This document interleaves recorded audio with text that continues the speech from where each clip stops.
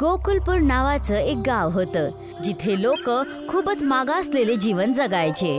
जिथे प्रत्येक गाव शहरमध्ये बदलत होतं, पण तिथेच कुठल्याच सरकारने गोकुलपूरवर ध्यानच नाही दिलं. न चांगले रस्ते आणि ना तिथे येणारी जाणारी ट्रेन होती तिथे. त्याच गावामध्ये संजय नावाचा एक माणूस राहायचा, ज्याच्या बरोबर त्याची गर्भवती बायको मीना पण राहायची. त्यांच्या गावामध्ये हॉस्पिटल नव्हतं, त्यामुळे संजयला प्रत्येक वेळी मीनाला आपल्या बैलगाडीमध्ये बसवून दुसऱ्या गावी घेऊन जायला लागतं, ज्याने मीनाला खूप जास्त त्रास व्हायचे. मीना, आता तर वेळेबरोबर बैलगाडीत जाणं आणि येणं खूप कठीण झालं आहे. जर एखाद्या ट्रेनची सुविधा झाली असती या गावामध्ये, तर एका गावामधून दुसऱ्या गावी जायचं केवढं सोपं झालं असतं. पण इथली सरकार आपल्या गावाकडे बघत सुद्धा नाही. मी सरकारला ह्या विषयावर खूप सारे पत्र लिहिले, पण सरकारने आजपर्यंत काही उत्तर पाठवलं नाही. आज गावात ह्या विषयाला घेऊन एक बैठक बोलवली आहे. तू आराम कर, मी संध्याकाळपर्यंत परत येऊन जाईल.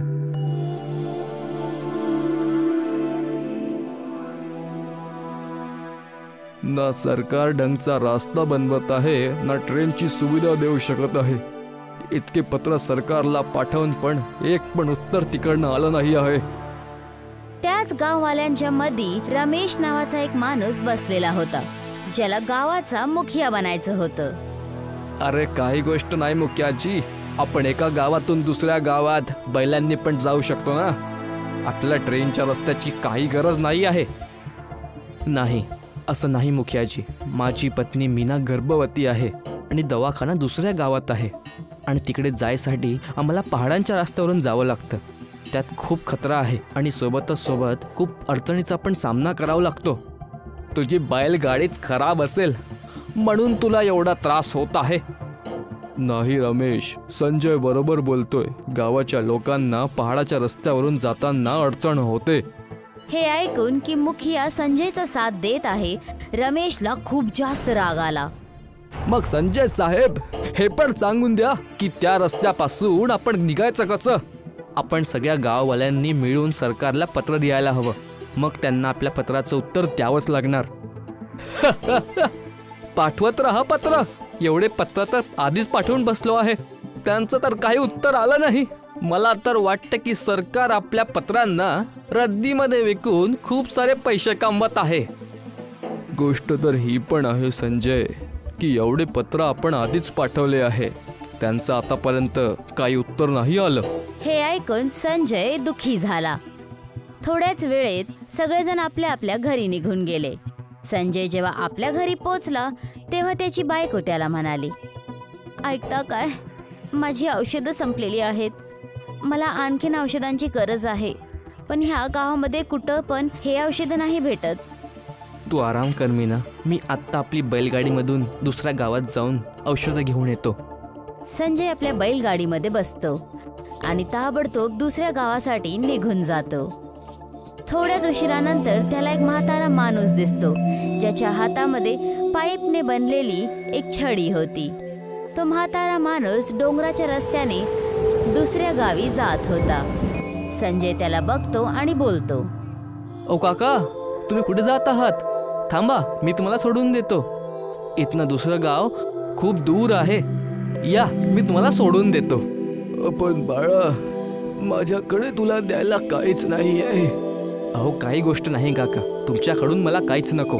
या, माझ्या बैलगाडीत बसा. तो म्हातारा माणूस संजयच्या गाडीमध्ये बसतो. म्हातारा माणूस संजयचा उतरलेला चेहरा बघून त्याला विचारायला लागतो, काय झालं बाळा, तुला कुठली चिंता सतवत आहे?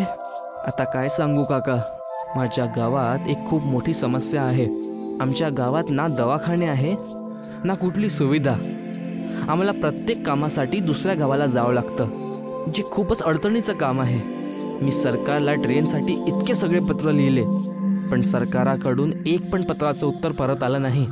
त्यावरून नेहमी एक भीती सतवत राहते की माझी बायको गर्भवती आहे. तिला प्रत्येक महिन्याला दवाखान्यात येणं जाणं करावं लागतं. तिच्यासोबत काही वाईट नाही व्हावं. बस एक ट्रेनची सुविधा गावात व्हावी तर सगळं चांगलं होऊन जाईल. संजयने सगळी गोष्ट त्या म्हाताऱ्या माणसाला सांगितली. थोड्याच वेळामध्ये ती ती लोक दुसऱ्या गावी पोचून गेले होते. तिथे पोचून म्हातारा माणूस बोलला, बाळा, माझ्याकडे तुला द्यायला तर काही नाही आहे, पण तू ही माझी पाईपची छडी ठेवून घे. ही कुठली अशी तशी पाईप नाही आहे.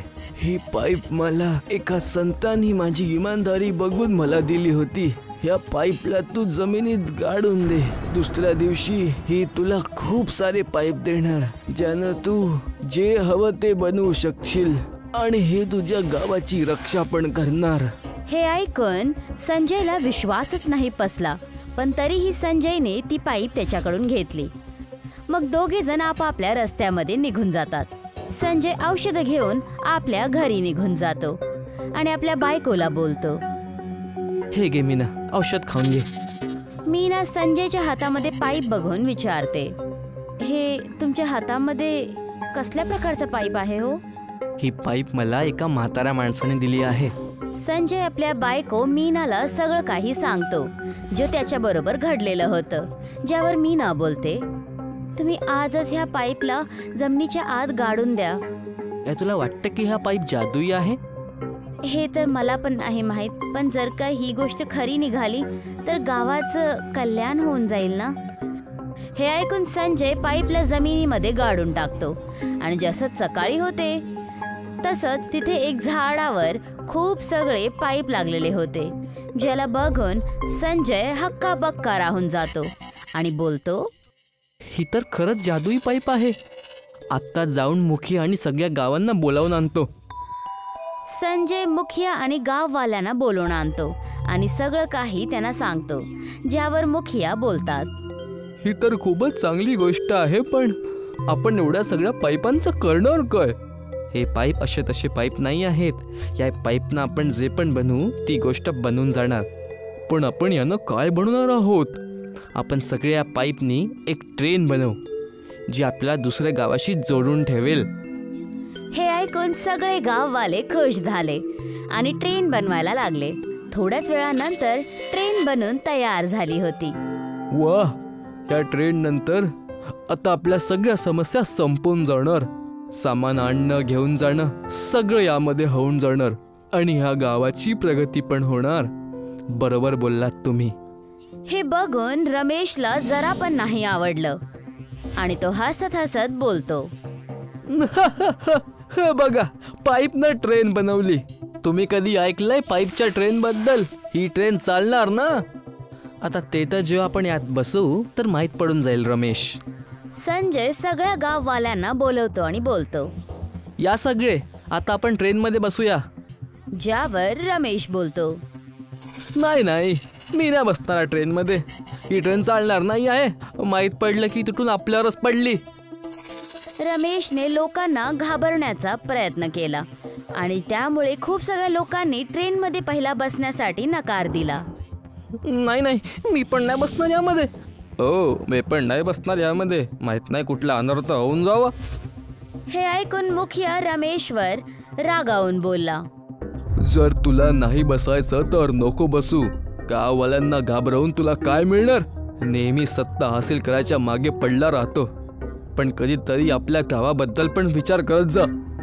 जाऊ द्या मुखियाजी, आपण ट्रेनमध्ये बसूया आणि बघूया की हा रमेश बरोबर आहे की नाही.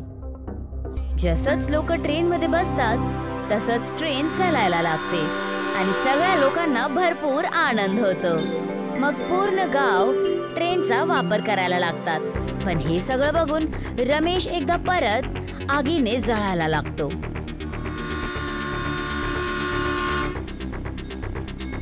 ही ट्रेन जेव्हापासनं आली आहे तेव्हा ते सगळे गाववाले संजय आणि त्या मुखियाचे तारीफच करत आहे. असंच चालत राहिलं तर मी कधीच ह्या गावाचा सरपंच नाही बनू शकणार. रमेश काही गावाच्या लोकांना एकत्रित करतो आणि त्या सगळ्यांना बोलतो, भावांनो, मी कुठल्या पण हालतीत ह्या ट्रेनला आपल्या गावात नाही चालू देऊ शकत. आपण आजच रात्री जेव्हा सगळे झोपून जाणार तेव्हा जादुई ट्रेनवर तेल टाकून आग लावून देऊ आणि जेव्हा मग मी मुखिया बनणार तेव्हा तुम्हा सगळ्यांना एक चांगली नोकरी पण देणार. हे सगळं ऐकून ते सगळेजण रमेशचं साथ देतात आणि जसंच रात्र होते तसंच रमेश आणि ते सगळेजण ट्रेनमध्ये तेल घेऊन आत शिरतात आणि मग रमेश बोलतो, खूप पाईपची ट्रेन करत होते ना, आज याचं सगळं कामच समाप्त करतो. पण जसंच रमेश आणि ते सगळेजण पाईपच्या ट्रेनीमध्ये आग लावण्याचा प्रयत्न करतात तसंच ट्रेनचे काही पाईप्स जादुई तरीक्याने बाहेर येऊन त्यांना मारायला लागतात. अरे हे काय होते आमच्यासोबत? अरे हे कसं? हे तर अशक्य आहे. मग ते पाईप ट्रेनमध्ये जेल बनवून त्यांना कैद करते आणि जेव्हा सकाळी होते तर संजय आणि मुखिया ट्रेनमध्ये चढतात आणि रमेशला कैदमध्ये बघतात. अरे हे काय? तू आणि हे लोक इथे काय करत आहे? मी समजलो मुखियाजी, यांच्या हातात तेल आहे. नक्की हे लोक ह्या ट्रेनला नुकसान पोचवायला आले असतील. तेव्हा मुखिया रमेशला विचारतो, काय ही गोष्ट खरी आहे रमेश? नाही नाही, ही गोष्ट खरी नाही आहे. आम्ही तर फक्त या ट्रेनमध्ये बसायला आलो होतो. जसंच रमेश हे खोटं बोलतो तसंच एक पाईप त्याच्या डोक्यावर येऊन पडते. नाही, हे खरं नाही आहे. नाहीतर ही पाईपची ट्रेन असं नसतं केले. मला माफ करा मुखियाजी आणि संजय, मी सत्याच्या लालसामध्ये आंधळा झालो होतो आणि या ट्रेनला जाळणार होतो. मला माझ्या कियावर पछतावा आहे. मी असं काय परत पुन्हा नाही करणार. हे ऐकून गाववाले ओरडून बोलायला लागतात, गावातून काढून टाकायला गावातून. रमेश, तू आज आणि ह्या क्षणी ह्या गावातून काढला जातो. मुखियाजी, मला वाटतं की आपल्याला रमेशला अजून एक मौका द्यायला हवा. त्याला पश्चाताप आहे त्या गोष्टीचा. हे ऐकून मुखिया बोलतो, जर तू म्हणतोय तर रमेशला एक मौका नक्की देऊया. पण लक्षात ठेव रमेश, जर अशी चूक परत झाली तर तुला गावातून नेहमीसाठी काढण्यात येणार. आणि हे ऐकून रमेश सगळ्यांकडून माफी मागतो. तुझा खूप खूप धन्यवाद संजय. काही गोष्ट नाही रमेश, तुला आपल्या केल्या गोष्टीवर पछतावा आहे. मी बस त्या गोष्टीनं संतुष्ट आहे.